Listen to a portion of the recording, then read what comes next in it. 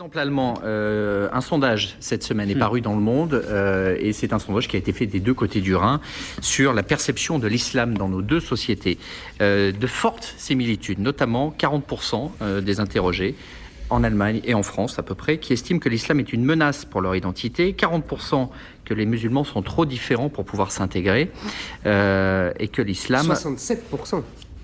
Trop différents pour pouvoir s'intégrer, c'est 40%. Et 67% qui ne sont pas intégrés. 67% qui n'y arriveront pas pour d'autres raisons, y compris économiques. Mais ce chiffre est impressionnant quand même. Qu'est-ce que cela vous inspire? Est-ce que on n'est pas encore une fois en train de poser des questions qui sont propres à l'islam et qu'on n'arrive pas à prendre un peu de recul et à poser simplement la question de la place de la religion, quelle qu'elle soit, dans la société?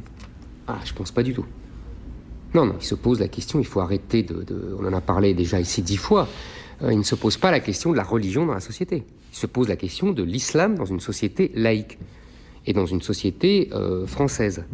C'est simple. J'ai déjà... Le problème, apparemment, c'est pas face à la laïcité, c'est plutôt face à deux pays de culture chrétienne. Bien sûr, c'est ça mais bien sûr. Dans ce sondage. Mais tu as raison, c'est lié. Parce que tous les historiens, etc., expliquent aujourd'hui que la laïcité est sortie du christianisme, même si c'était en opposition avec lui. Donc c'est lié. L'islam, je l'ai déjà dit ici, je vais le répéter très vite, l'islam n'est pas seulement une spiritualité, une des plus grandes spiritualités du monde, elle est un code civil. C'est-à-dire qu'elle prend en charge tous les éléments de la vie en société, la vie individuelle, etc. Tout. Donc, si vous voulez, là, il y a forcément une confrontation avec le code civil napoléonien. C'est inéluctable.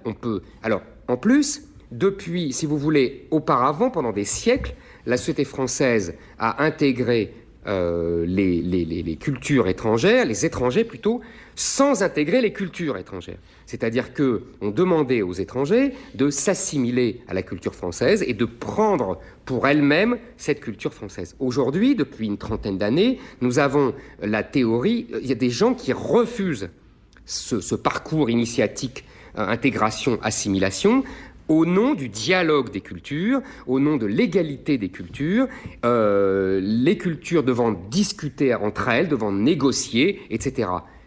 Les chiffres que vous donnez prouvent, pardonnez-moi ce que je dis depuis des années, c'est-à-dire qu'il y a une élite qui s'est convertie à ce dialogue des cultures, mais le peuple français, et apparemment le peuple allemand non plus, la refuse. C'est-à-dire que pour eux, pour les Français, ce dialogue des cultures s'apparente à une contre-colonisation, puisque dans des espaces géographiques, il se développe une autre culture que la leur.